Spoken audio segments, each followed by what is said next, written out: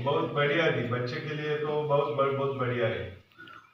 जबकि सब बच्चे गलत थे, जो कि उनकी जो शिक्षा है वो इस स्कूल में नहीं मिलती अच्छी तरह से, और वो बात स्कूल में तो नहीं मिलती, लेकिन घर वाले भी उनकी शिक्षा का कोई मतलब नहीं रखते। इसलिए आपने जो क्लास ली वो बहुत बढ़िया थी। ठीक है, साधुवाद सर। हाँ आती है तो आपने बहुत अच्छा संदेश दिया है इन बच्चों को। कुछ नहीं आता इनको इस स्कूल में, एक दो वर्ग एक वर्ग में बैठ के, टीचर नहीं, कम टीचर है, इसलिए वो बात नहीं करते। और हिंदी भी नहीं आ रही उनको, हिंदी समझ भी नहीं आती, हिंदी पढ़ाते भी नहीं है, हिंदी के पुस्तक है लेकिन पढ़ाते नहीं है, इसलिए वो थोड़े ये हो गए, डर गए बस। ठीक है, कोई बात नहीं, जाइए। हाँ नहीं ठीक है। कोई धम्मदेशना कैसा लगा उसके बारे में बताइए। बहुत अच्छा दिया तुमने धम्मदेशना, ऐसे ही हमें बंदे जी की जरूरत है, लेकिन तुम बोल रहे हम नहीं रहने वाले ऐसे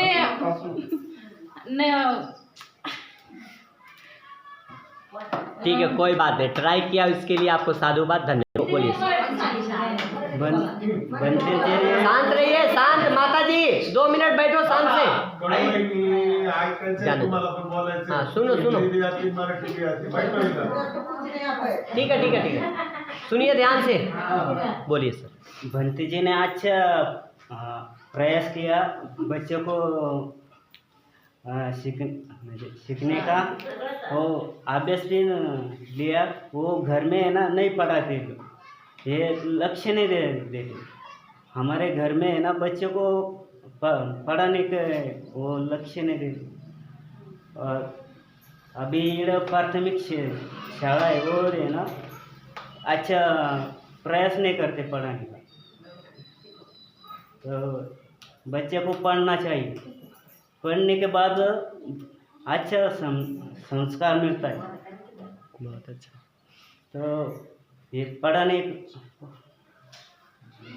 पढ़ना चाहिए, नहीं पढ़ेंगे बच्चे तो क्या पढ़ेंगे आज? प्रवेश नहीं होगा, आगे नहीं बढ़ेंगे। सही बात, इसलिए मैं यहाँ रुकता हूँ। ठीक है, साधुवाद। आइए सर, आप थोड़ा सा बोला जी, मंगलो। भंतीजीने आपल्याला चांगली धम्मदेशना दिली, तसे आपण सगळ्यांना शांततेनं ऐकलं, हे आपल्याला चांगलं वाटलं। भंतीजीची धम्मदेशना असं मुलांची बी थोडी अभ्यास घेतला, मुलाचा बी थोडा अभ्यास घेतल्याच्या नंतर मुलाच्या डोक्यात थोडा उजीड पडला का आपण असं शिकल्याच्या नंतर काय होईल बा, आपण शाळा शिकल्यानं हुशार होऊ, आपला चांगला हे चालन, त्याच्यामुळं पोरायला थोडा आता इथून पुढं पोरं अभ्यास करतील भंतीजीचं ऐकून। हे भंतीजीची धम्मदेशना मला चांगली वाटली, अशी भंतीजीला आमची विनंती का आमच्या गावात यावं अजून एकदा। जी साधु, बहुत अच्छा। देखो तो कितना अच्छा बोली, बताओ तो, बोलो, सुनो ध्यान से।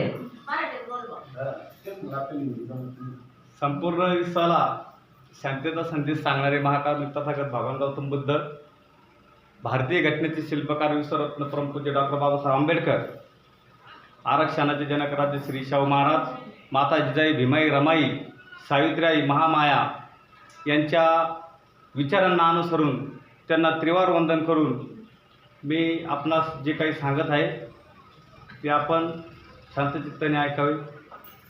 आपल्या गावामध्ये भंतीजी कालपासून आले आहेत, गुजरातवरून आली भंतीजी, आणि गुजरातवरून आल्याच्या नंतर भंतीजी दर मुक्काम दर गाव करीत आहे।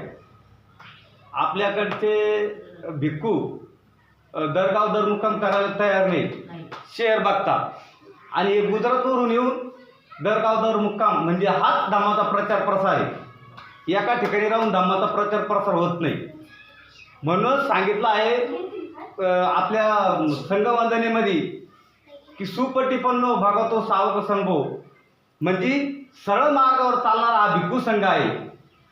सामीची पटिपन्नो भगवतो सावक संघो म्हणजे मार्गदर्शन करण्यास योग्य आहे, पाहुणचार करण्यास योग्य आहे, निमंत्रण देण्यास योग्य आहे, असे भिक्खू संघ प्रत्येक गावात जाऊन त्यांनी जर आपली धम्मदेशना दिली, धम्माचा प्रचार प्रसार केला, तर नक्कीच मी सांगतो की आपल्या धम्माचा काही ना काही प्रगती होईल आणि प्रगती झाल्याशिवाय राहणार नाही.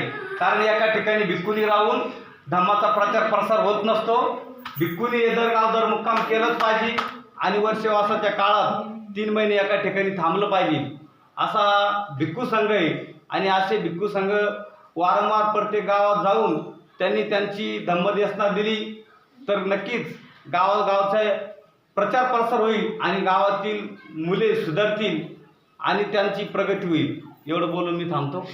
साधू साधू जय मंगळ.